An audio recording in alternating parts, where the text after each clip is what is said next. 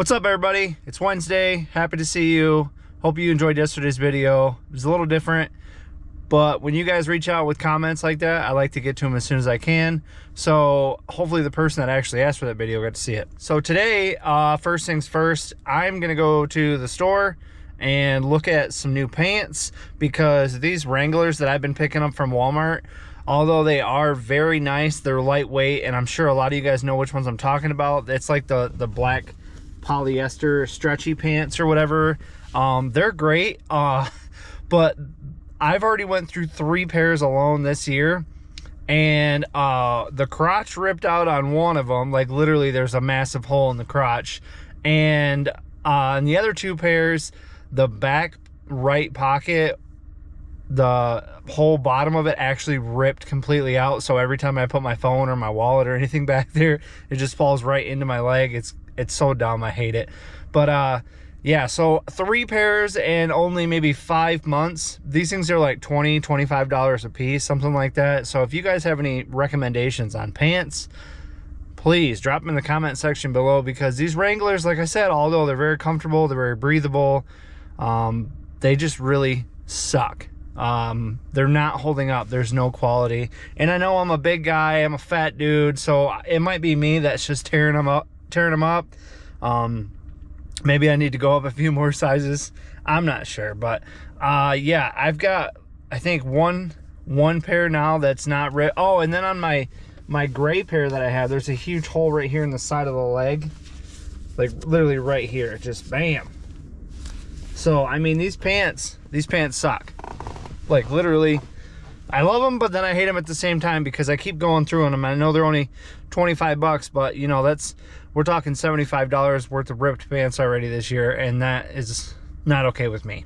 So, and I usually wear them like once a week. So it's not like I'm wearing them 5 days a week and I'm washing them 5 times a week and they're getting tore up from the floor up. No, I'm only washing them like once a week, and I'm only wearing them once a week.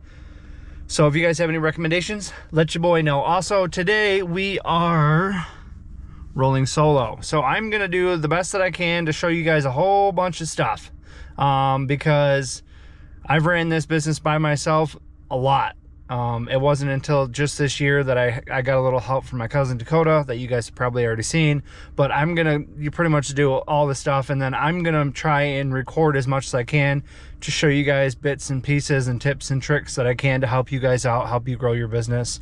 The biggest tip I can give you if you do want to start a lawn care business is start with what you have. That's the most important thing, I swear, because that's with a lot of things in life. You want to start a business, you want to start this, and you think you got to go out and spend, you know, $5,000, $6,000, $7,000 and buy all this crap, and then all of a sudden a month or 2 later you realize, you know what, you either don't like it, or it's extremely saturated, or it's just not for you, you can't find any clients, and then you hate it, and you turn it around, you're putting everything up on the Facebook Marketplace, and then somebody like me comes along and they're like, hey, that's a good deal, and they just go scoop all your stuff up. So just be wary, do your homework, use what you have. Like I said, I am a very successful lawn care owner. I've been doing this for this will be my fifth season now. 6th season, 5th season, I don't know what you want to call it. The first season was kind of like I was still working full-time, but if you count it, 6 seasons. But yeah, so I mean, I just got into the game myself, but I'm very successful because I watched a lot of people on YouTube, and I listened to what they had to say, and I kind of just took whatever everybody was saying, and I ran with it, and I added those principles to my daily stuff, and it seems to be working out just great. Find what works for you, use what you already have, and then just do really good work. That's very important. Show up, do good work, and it'll take care of yourself. And then after about 2 or 3 seasons, you'll realize cutting grass is a lot of work. It's very monotonous, and you don't make that much money, which is so true. And people that tell you that they make a lot of money cutting grass, well, you got to work a lot to do it. And some people like that, but I'm just telling you, like, people say, oh, you make a lot of money cutting grass. Not really. I mean, yeah, you could have 200, 300, 400 clients and have a multi-million-dollar business, but I mean, that is a lot of work. There's a lot to that. There's so many other things in this world that require like a half hour, 45 minutes a week, and you're making six figures. You know what I mean? And trust me, they're out there, because a lot of you are like, what? That's not even possible. Yes, it is. There's plenty of businesses out there that require like literally almost no money and no time, and they'll make you so much money. But if you're like me and you absolutely love to be outside, make your own schedule, work for yourself, make your own rules, take your own vacations, cut people's grass, talk to people, like build a business, that's probably the most exciting part about it for me, is building the business, like starting from bottom and then working your way up and buying equipment as you go and making yourself efficient. That for me is fun. I enjoy that. But unfortunately, that's only 1%. The other 99% of the time, you're constantly just going to the same yard every single week, cutting the same grass every single week, answering the phone the same time every single week. Oh, excuse me. But sometimes you just got to do what you got to do so you can get what you can get. You know what I'm saying? So, you have any questions? Drop them in the comment section below. Do me a huge favor, smash that like button, because my videos suck when you don't smash the like button. And then this beautiful content does not get a chance to reach other people. Other people don't get to see how big of an idiot I am sometimes if you don't smash the like button. So that's all you gotta do. I take 6 hours out of my day to make this video for you. You take 1 second and click that like button. Thank you, guys. I'm gonna head to the store. See you in just a second. All right, guys, we are back. I went to my local Dunham's and I picked up some stuff.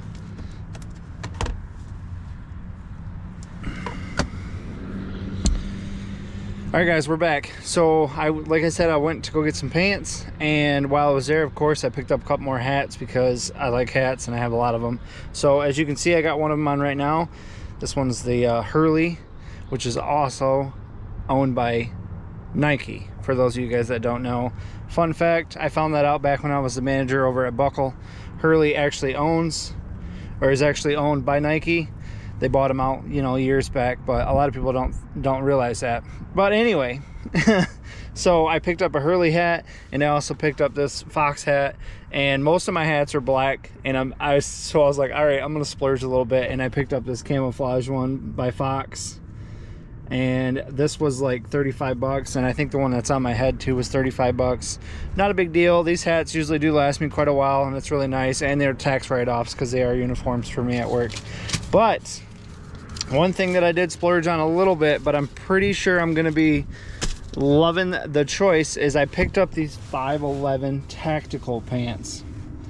So these are very lightweight. These are 100% polyester, and I think that might be some of the issue I was having with these Wranglers that I bought from Walmart, is I think there's some spandex in them as well, and that might be what's tearing. And like I said, I've had pockets blown out, I've had the crotch blown out, I've had like the inseam on my leg, I mean, that blew out, like, and I didn't snag anything. It's not like I was catching them on fence posts or anything like that. It's just they wear and tear. Like after you're washing them and wearing them, they were just breaking down on me, and I was like, dude. But they're only 20 bucks, somewhere around there. These, on the other hand, are $55 for these pants. 55 bucks, you guys. But they are very, I mean, they're nice. They're really, really nice. The one thing about these Wrangler pants that was weird is these pockets are really, really small. I'm not sure if you can tell, but like, they're really small. Not tight. It's just like from here to here, the opening is not very big. And I noticed on these, the opening is much bigger. Tons of pocket space. So if you got keys, you got a knife you want to carry around, throw your phone in there, whatever it may be. Also, the back, there's no button, which I love, because I love to be able to just put my phone and my wallet right in my back pocket. But these are they're Fast Tac Urban Pant. So they're not tactical, but I've heard good things about 511, you guys. I've heard great things about 511. There's a little pocket right here on the side, so if you want to put some pencils or pens or whatever it may be, it's got their little 511 brand logo right there. So I picked up a nice charcoal gray pair, and I picked up this black pair, and I think they're gonna work well. They're very lightweight, you guys, very lightweight. So we will test these out and see how they are. I like the color of them a lot. I mean, there's a lot of things I look for when I'm buying pants. But the price, usually I don't spend $60 on a pair of pants. But you know what? Like I said, I've already went through 3 pairs of these Wranglers I got on. I believe that's what they're called. I hope I'm not miscalling them by something else, but I'm pretty sure they are Wranglers. And I could always use a new hat. I love hats to death. I've got so many of them. A lot of them you guys don't even see me wearing because I got them from a company or something, but they're like the snapbacks or the mesh type hats, and I don't really like snapbacks. They don't seem to sit low enough on my head. They just feel uncomfortable when I'm wearing them. They almost feel like they're gonna fall off my head. So if you guys have any recommendations on pants, I'd love to hear it. That company, like I said, this is a full write-off as well too, because these are work shirts or work hats, and these are work pants. So this is a full write-off.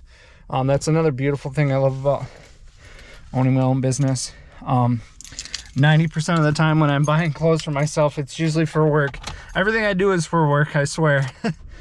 It really is. But yeah, let me know what you guys think. So drop it down in the comment section, like what pants do you wear? I am not gonna wear jeans, so please don't even feel like throwing those into the mix, because that is just, no. I need some polyester, some breathable, I need some dry fit, some lightweight. If you guys do find a pair of pants that are kind of like polyester, but they're a little bit thicker, I'd be interested in those too, because, you know, we do have colder months. So I don't want to wear anything that's lined with like some kind of wool or cotton or anything like that. And yeah, I stay away from cotton. I don't wear cotton at all, because I feel like after just a few weeks, they've shrunk so much, and I don't want to baby my laundry. I just want to pick up all the dirty clothes, throw them in the washer, and turn it on. I don't want to sit there and separate it and say, oh, these are cotton, you can't dry them on high heat, anything, blah. I don't want to do all that. So I just go with straight up polyester. And I tried the spandex ones, which I have on, and you can literally look at these and you're like, dang, those are brand new, but yet the pockets are already blown out on them. And I'm pretty sure, yes, I could just go in there and sew them up, which I probably will, but you guys got to remember, they're 20 bucks. So like, don't spend too much time on them. You could literally just go to the store and get brand new ones. But if I wanted to, I could just pop in there, you know, and stitch them up, make them new again, but I'm not going to do that. So yeah, I went to Dunham's. They sell a lot of stuff in here. They sell a lot of those pew pews, if you guys know what I mean. And recently they just came up with a new law they just passed. Dunham's will actually not sell hand pew pews, if you guys know what I mean. You know, the ones, the hand pew pews, pew pew pew. I can't say the word because YouTube will probably just say no thank you, but they do not sell those to people that don't have a concealed carry here in my state, which I thought was like crazy, because literally like a few months before that I went there and there was no law on it whatsoever. And then the last time I went in, they were like, hey, we don't sell these to people that don't have a concealed carry permit anymore. And I was like, what? I mean, yes, they do, but I think there's like a process behind it. You have to order it or something, or you have to pick it up from your local law enforcement or something. But I was like, what? Because I used to just walk in there, go up to them, I'm like, hey, this one looks great, I'll take this one. And they're like, all right. And then you fill out the paperwork, you know, what you normally would do when you buy one. And then you go to your local township and you turn your slip in and you let them know, like, hey, I own this, blah, blah, blah. But it's like, what? It's crazy. But it just so happened that I can go in there and get a pew pew if I wanted to, because I have all this stuff to allow me to do so. This is a really weird subject with YouTube, because I know Spencer's Lawn Care got in a lot of trouble, and he was just using like a bow, like an archery bow. And YouTube was like, no. It's so weird. YouTube is, I swear, YouTube needs to change some stuff, because I've seen some stuff on YouTube that I'm like questioning, like, wow. But yet if I call out somebody for being dumb, they're like, no, we don't accept that here. I'm like, what? My tiny little channel that gets 200 views per video apparently gets flagged and taken down. So stupid. But anyway, enough goofing around. It's 10 o'clock. Let's go get something done. I'm already out here by one of my clients, so I'm gonna go on really quick and dramatically. Day 2 with no energy drinks. Kind of like it. Obviously, I've substituted it with a different caffeine beverage, but it's coffee. Coffee is much cheaper. It's probably 10 times worse for you, but I don't really know. I do put a splash of creamer in there because I can't drink it black because, you know, I'm not crazy. But I don't go crazy and fill it with ice and sugar and all this sweetener and stuff like that. But yeah, let's go mow some grass, you guys. I'm getting sidetracked here watching all these people throw their kids around in their car. Bye. All right, we're here at the very first property. A couple tips I wanted to tell you guys right away. This is from what I've learned over the years, and these are the things that I would do. If you are already on a weekly property, like this is somebody that you come to every single week and the grass is not grown insane, typically you can weed whack first or you can mow your grass first. If there's people out there telling you differently, here's my reasons why. If you mow first, awesome. If you weed whack first, awesome. It's up to you what you want to do. Typically, it doesn't really matter. If the grass is very tall, I would highly recommend that you would weed whack first because you're going to be throwing those grass clippings into the lawn, and then that way the mower can go through and chop that up. And also, if you're leaving footprints behind on the lawn too, which you want to try not to, but then the mower can go over those and you can make those disappear as well. So typically, if you can weed whack first, that would be great. But listen, there's no right or wrong answer here, and this is why. Because if you have 2 or more people out there on the lawn, please tell me how it is that you're gonna go out there and weed whack first before you even start mowing. Like, is somebody sitting in your truck waiting for you to get done weed whacking so they can go mow? No, everybody goes out there all at the same time. So when people tell you you got to weed whack first or you got to mow first, like, there's really no reason behind it. Definitely, if the grass is overgrown, it's very tall, do your best to weed whack first. But again, if you've got multiple people, you know, you might have to go over their footprints or go back over the grass that they've flung into your yard, because obviously you don't want to have a whole bunch of that. Because when you're weed whacking it, you're throwing, you know, if the grass is really tall, you're throwing 10-inch grass blades into the lawn. It looks like crap when you're done if you just got done mowing and then your weed whacker's throwing that all over your freshly cut grass. So yes, there is some steps to it, but you guys, at the end of the day, it's grass. Do your best to make it look beautiful, and I promise it will be. When it comes to edging someone's property, like I said, if it's already weekly done, if your edging's already done, that doesn't really matter either. But if they've never had their stuff edged and it's their first time getting edged, I would try to do the edging before the mowing. You could just end up throwing their edges right back into the lawn and then chopping them up with the mower. I have found that sometimes that works. Sometimes my mower just goes right over it and the clumps stay behind. So then I just grab my rake and I rake it all up, and then I throw it in a bag in the back of my truck. Because I don't want to leave clumps of dirt in their yard. Yes, I know it'll break down and this, that, and the other, but it'll create dead spots, and then you'll just get chunks of dirt sitting there for weeks on end before you're finally able to chop it up with your mower. But when it comes to keeping weekly grass cut, you guys, there's really not like a set agenda for like, oh, you got to weed whack and then you got to edge and then you got to mow and then you got to blow. And that's one thing I think we can all agree on, is that you have to blow everything off last. But also another tip for you guys, when you're blowing off your mower, if you want to park it somewhere in the middle of the yard, blow it off and then, put it in your trailer. That's nice too. Then you don't have to leave it on the pavement and blow it off. Then you're getting stuff all over the pavement. But do the best you can not to blow your grass clippings on the driveway. Do the best you can not to blow your grass clippings in people's yard beds. You got to get a chute blocker, you guys. You don't absolutely need one. I've seen people do it without them. They just turn the RPMs down on their mower whenever they're, shooting, or they just avoid shooting it towards things that can't have grass clippings. But sometimes it's really hard not to do that, depending on, like, in a couple areas, this guy has...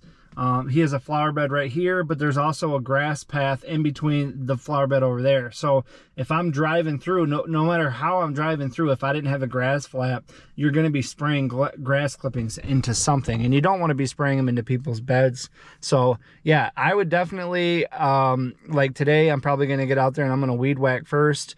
If it's a property that you don't know, If it's one that you've only done maybe a couple of times and you're not really sure what the mower can do, and what I mean by that is some of your mowers are only going to fit into certain spots, and there might be some grass that you can't get. It might be too close to the house, too close to a corner, so you're going to have to, you know, sometimes it's nice to mow first, and then you come through with a weed whacker, and then you can kind of tell, okay, well, the mower can't get this close to this tree, or it can't get into this corner, so next time you're out there, you can weed whack first if you want, because you know, okay, I have to get all this with the weed whacker because the mower can't get in there. So it's just things that you can think of as you keep maintaining the property throughout the season. There are some, you know, questionable things that you want to do, like I just said with the weed whacking. But today, I've mowed this probably like 15-20 times, so I know what I have to do. But I think I'm going to go ahead and weed whack it today first, because Dakota usually does all the weed whacking, but I think I'm going to do it. Well, I have to do it, but I think I'm going to do the weed whacking first. And I'm using the gas powered one. Also, fun fact about that, we'll get to that in a second. All right, so I just got done string trimming, and you can kind of see it. The path I got down there, you can kind of tell. But I got the edges looking right, and this hasn't even been blown off yet. So, but this is what it should look like when you're done. You should be getting yourself a nice square. Yeah, and then when you're done string trimming the edge, you just go back through and give yourself a nice big thick path right on the side like this, and that way there it just looks super clean when you're done, which it does. It looks very clean all the way down, nice and square. And the edger can't really do that. The edger will make edges, but you will still have tall grass on the side here, so you'll still have to go through, grab your string trimmer and go right down. Now, I'm not saying that a stick edger is not needed for mowing grass, but I'm telling you, if you maintain this every single week, you can definitely keep your edger on the trailer and hardly ever use it, because you could go through with a string trimmer. And I know there's a lot of controversy about people saying, well, you need to do this and you need to do that. Trust me, there's tons of people out there that use edgers every single day, and there's tons of people out there that use their string trimmers every single day. I use both, okay? I use a stick edger when a stick edger is needed, and you cannot tell me that that does not look clean. And that was with nothing but my string trimmer, my FS94R. That was all my FS94R. I never once took the edger out and used the edger. One other thing is, if you already got the string trimmer out and you're on the pavement and you see some weeds coming up on the cracks, smack them down. Hit them with your string trimmer, you guys. If you do it now, instead of like having to spray, like if you wait like 3 or 4 weeks and there's just weeds everywhere, and then all of a sudden you got to talk to your client and you got to spray some stuff, but whatever. But if you want to add it into the invoice, upcharge, whatever it may be. Also, he's getting a lot of leaves, as you can see, which is making me excited. He's getting a lot of leaves on the ground. So what I'm gonna do is, before I mow, I'm gonna go grab the leaf blower and I'm gonna blow all this out of, because it's all tucked up inside of this pump and everything too. So I'm going to blow all this into the front yard, and then I'm gonna use my accelerator and I'm gonna bag his grass today at 4 inches and then suck up all these leaves. Last time we were here, we mowed this at 3.5, so we shouldn't have too much grass clippings, but I just want to be ahead of the game because he's already signed up for a leaf removal this year, so I might as well help myself out and just get these leaves taken care of every single week I'm here, because why not? Why let them pile up? And yes, I could run them over with the lawnmower and mulch them up and this, that, and the other, but I don't see the point. I have all the tools necessary to clean up his yard and make it look good, and I'm gonna blow all those leaves out of there and get that stuff done. So might as well do it. If you can do it, do it. Yeah, you could go through and mulch them all up, but his grass is, you know, I like to get it out of his yard sometimes, so there he doesn't need a crazy thatch next year. So all right, I'm gonna get to that and I'll show you guys when I'm done mowing. All right, this is finished. I'm really glad I grabbed the accelerator because it was getting a little windy out, and chopping these things up were not fun, but I ended up going down to 3.5 because my mower at 4 inches just kept blowing the leaves out of the front of the mower, so it was really stupid. So a lot of them ended up back in there again, but it's fine. This thing's going to keep dropping them for the next few weeks, and as long as I pick up some here and there. But this is what I've taken off the yard today. As you can see, there's quite a bit of leaves in there. There's some underneath the accelerator too, but yeah, so the more I take off the yard, the less I have to do later. So yeah, this is the finished product. This is the edge.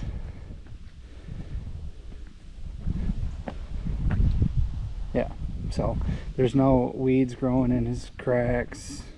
The edges look pretty good. A tip for you guys, which I'm sure you already know, is when you're blowing the grass clippings off the driveway, you want to make sure that you come up right to the trench and actually blow in the trench too, because if you're just blowing it off the driveway, it's going to fill that trench up, and then it's going to look like you did a terrible job edging, or you just didn't edge at all. So yep, that's the finished. But edges make a yard look good, you guys. Good edges. Don't be that guy that skips it. It's important. Get it done. So there's that one done. And it also started raining on us, which is always fun. Wasn't very much, but it was definitely enough. I started feeling water droplets, and I was like, oh, it's not supposed to rain today. Yeah, so it's like 11:30 already. Let's go get another one done. There's one right down the road, so we'll go there and do that.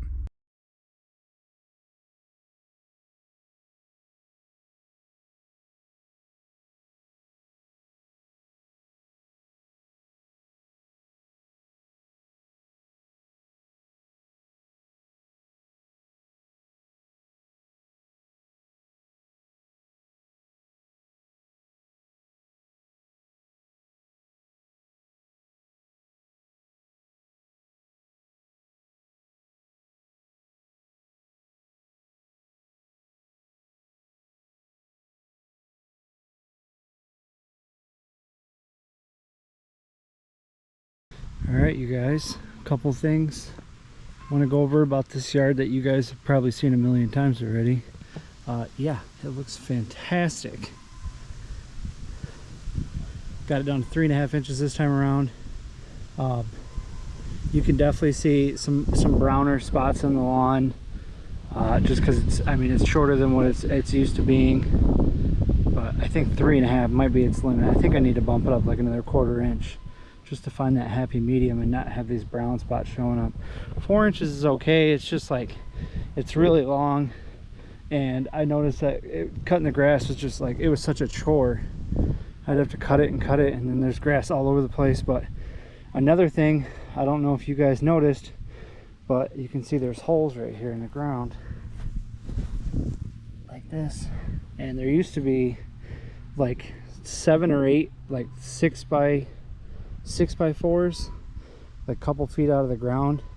There used to be like one of those old ropes. He used to have like a rope right here for decoration, but I asked him last week, I said, hey dude, we're just weed whacking around these, they're causing issues for the mower, like it's more work than we need to. And I asked him, I said, hey, can we just take these out? And he said, yeah, I don't care. So we took them out, and for the last almost 3 years we've been going around them and weed whipping around them, and now that they're gone, it is fantastic. But yes, there's the yard right there. Not really sure what I'm going to title today's video, but if you're looking for some lawn care tips, definitely check out my channel. I make videos all the time. Sometimes I throw in some tips that will help you save some moolah. Sometimes they're stupid tips that you've already known, you know what I mean?